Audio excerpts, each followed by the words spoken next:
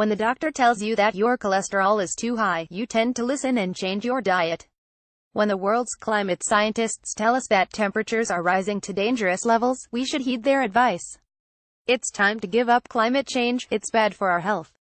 I'm not talking about the health of our planet or the health of species such as the polar bear, so often associated with climate change, though they are suffering. I'm talking about human health.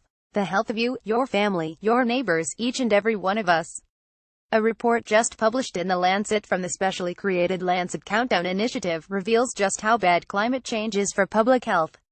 The diagnosis reveals that hundreds of millions of people are already suffering the health impacts of climate change. Its insidious creep is being felt in multiple ways. Rising temperatures are hastening the spread of infectious diseases, crop yields are becoming uneven and unpredictable, worsening the hunger and malnourishment for some of the most vulnerable people on the planet. Allergy seasons are getting longer, and at times it is simply too hot for farmers to work in the fields.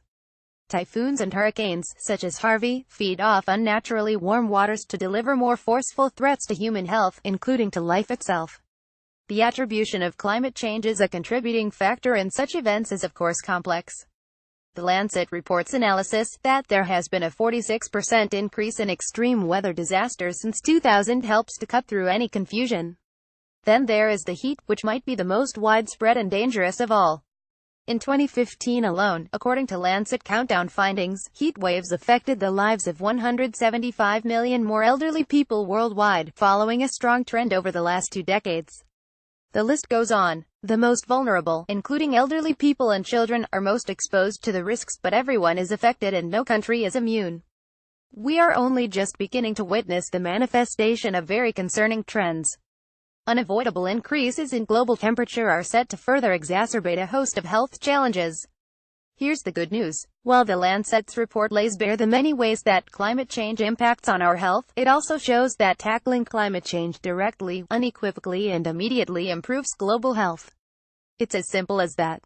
Tackling the looming global medical emergency is also an unprecedented opportunity to improve public health around the globe. Let's get to it. Consider this: local air pollution around the world, much of it coming straight out of exhaust pipes, kills about 6.5 million people annually. In response, many cities, including London and Oxford, countries and major automotive companies have declared an end to the internal combustion engine and are working towards emissions-free transport.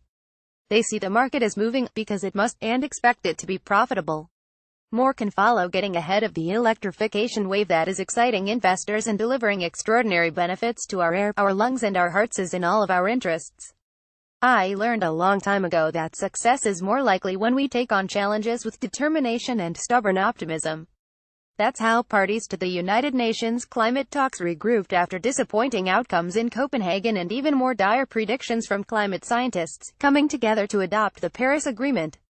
It's why I know that we can take this critical diagnosis from climate scientists of a climate change-fueled public health emergency, and accelerate solutions that improve the health and well-being of billions.